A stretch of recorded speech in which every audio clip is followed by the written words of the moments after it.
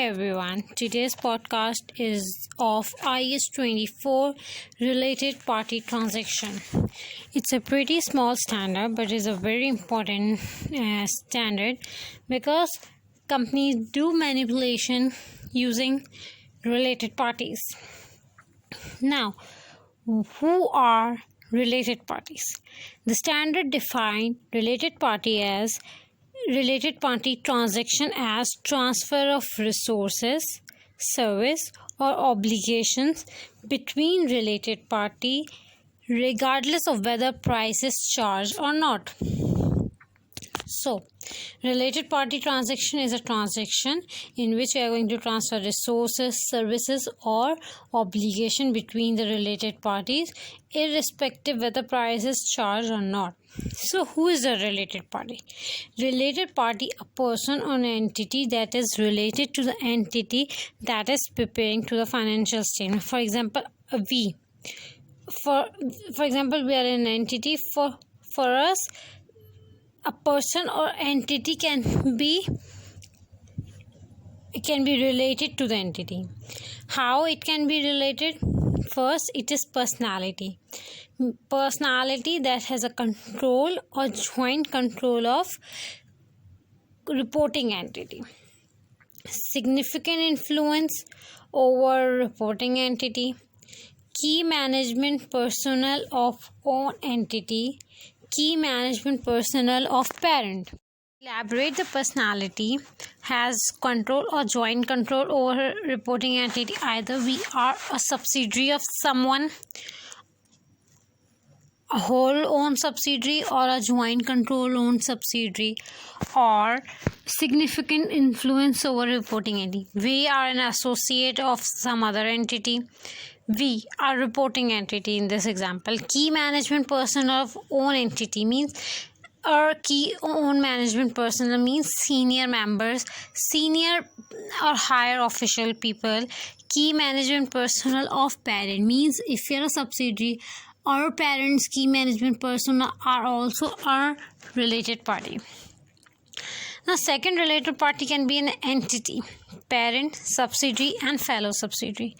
For a parent, subsidiary and fellow subsidiary, for all either the relationship, they are related parties, or associate or joint venture of us. For example, we are ABC, we have a joint venture A and we have a joint venture B. So our joint ventures are related party. But another example is, for example, we are for example, XYZ have joint venture A and a joint venture B. And in this example, we are A. Then for us, B will be related party, means a joint venture of same person is a related party. Other example is, for example, B have a joint venture A and an associate C. B have a joint venture A and associate C. Then A and C are related parties.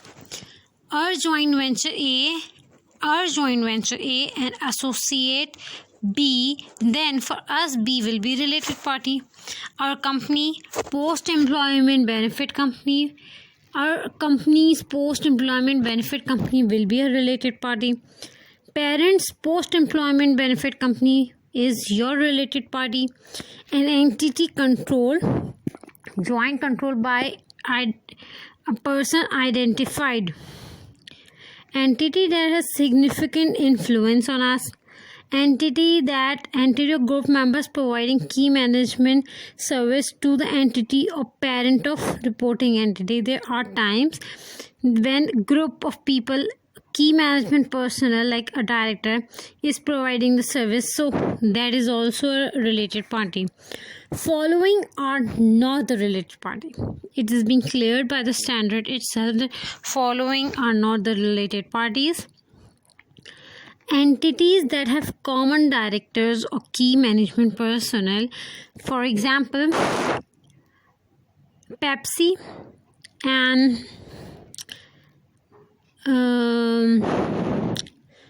Okay, for example, Pepsi and Apple have a common director or a key management person, so they are not related parties. Common directors or key management personnel are not related party entities. Two ventures of same joint control.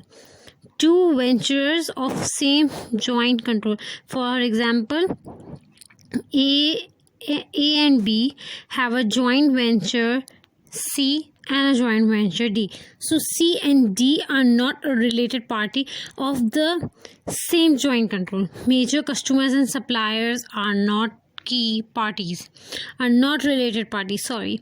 So following are not the related parties. Common directors, entities that have common directors. Two ventures of same joint control. Two major customers and major suppliers are not related parties. IAS 24 requires that the relationship between the parent and subsidiary should always be disclosed, regardless of whether any transaction have taken place or not. Now, I'm going to discuss the disclosure. What are the disclosures given by the standard? If there are outstanding balance, then the following should be disclosed. If there is outstanding balance, following should be disclosed. Nature of relationship, description of transaction, amount of transaction, amount in detail of outstanding balance, allowance of receivable, bad debt expenses. So these all things should be disclosed. Relationship, nature, description of transaction, amount of transaction, amount of transaction, original balance, detail and amount of outstanding balance, allowance for receivable, bad debt expenses recognized. Now moving to the next, key management personnel. What are in regards to key management personnel? There are some disclosures. Total compensation granted to key management personnel should be disclosed, broken into short-term benefits, pension benefits, termination benefit, share-based payment scheme. With regard to key management personnel, total compensation granted should be disclosed, broken down to pension, short-term benefit, termination, share-based payment scheme. Now moving to the next topic, I am discussing government related entities. Government that has control, joint control or significant control, joint control. Government that has control, joint control or significant influence over reporting entity is exempt from the disclosure of transaction and balances. Okay, there are times when the government has a control, joint control or significance over an entity, so that entity is exempt from disclosure of transaction and balances. Then following disclosure should be made: details of the government and description of relationship with the reporting entity. Details of individually significant transactions. Other transactions that are significant in total. So government related entities are exempt from the disclosure of every transaction, but some disclosures are required. Details of the government and relationship with the government. Second is individual significant transaction, not in aggregate, individual significant, and other transactions that are significant in total. So this is the end of the standard IAS 24 related party transaction. You have to recognize which are the related parties and deal with them accordingly, because it's a standard of disclosure. You have to disclose the facts of the transaction with the shareholder, with the investors. So it's a very important standard, and usually people in a company are involved in manipulation by doing transaction with the related party. This is the end of this topic and of podcast.